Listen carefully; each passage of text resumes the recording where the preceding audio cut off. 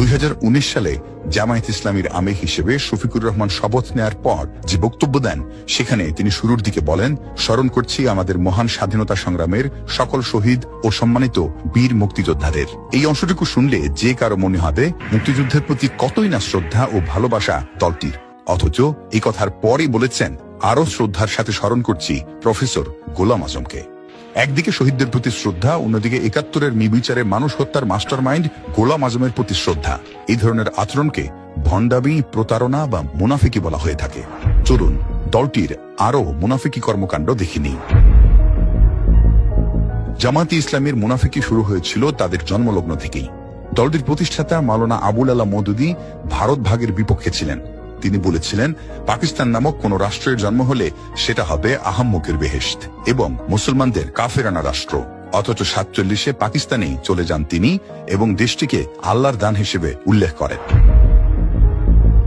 গোলাম আজম 1952 সালের ভাষা আন্দোলনে যোগ দিয়েছিলেন। এ নিয়ে বর্তমান সময়েও দলটি গর্ব করে। অথচ 1970 সালে পশ্চিম পাকিস্তানের শুক্কুর শহরে এক সংবর্ধনা সভায় গোলাম আজম বলেন, 52 সালে ভাষা আন্দোলনে অংশ নেয়া তার মারাত্মক ভুল ছিল।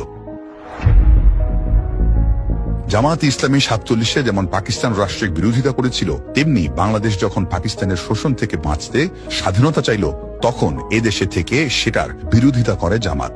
এটি প্রমাণিত যে ৭১-এ গণহত্যা সহ মানবতা বিরোধী অপরাধের সবই করেছে দলটি।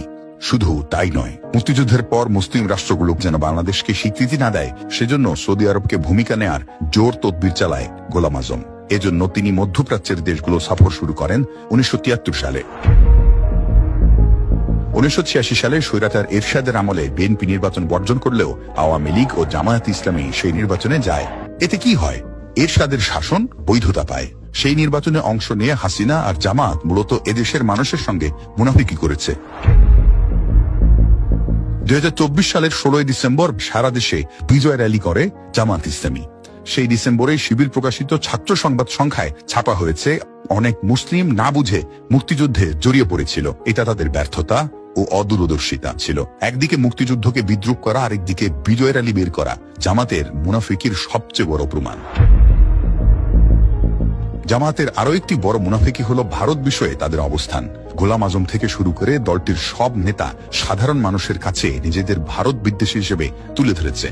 অথচ 2024 সালের 22 নভেম্বর কলকাতার আনন্দবাজারকে দেয়া সাক্ষাৎকারে দলটির আমির শফিকুর রহমান বলেছেন, জামায়াতে ইসলামীর ভারত বিরোধিতা যে ধারণা, সেটি ভিত্তিহীন। ভারতের সঙ্গে জামায়াত সুসম্পর্ক বজায় রাখতে চায়। এর আগে 2024 সালের 28 আগস্ট গণমাধ্যমের সম্পাদক ও জ্যেষ্ঠ সাংবাদিকদের সঙ্গে মতবিনিময় সভায় জামায়াতের আমির বলেন, ভারতের সঙ্গে বন্ধুত্বের সম্পর্ক চায় জামায়াত।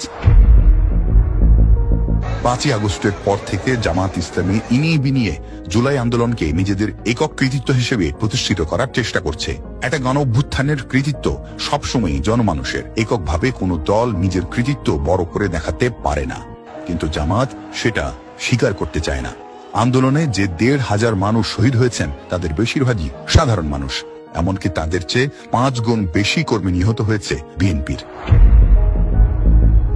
জুলাই আন্দোলনে একদিকে নিজেদের অনেক ত্যাগ ও সংগ্রামের কথা বলে জামায়াত ইসলামী, অন্যদিকে আবার আওয়ামী লীগকে ক্ষমা করে দেওয়ার কথাও বলে। 2024 সালের 14 নভেম্বর জামায়াতের আমির বলেন, আমি বারবার ফ্যাসিজম আর ফ্যাসিস্ট বলা পছন্দ করি না।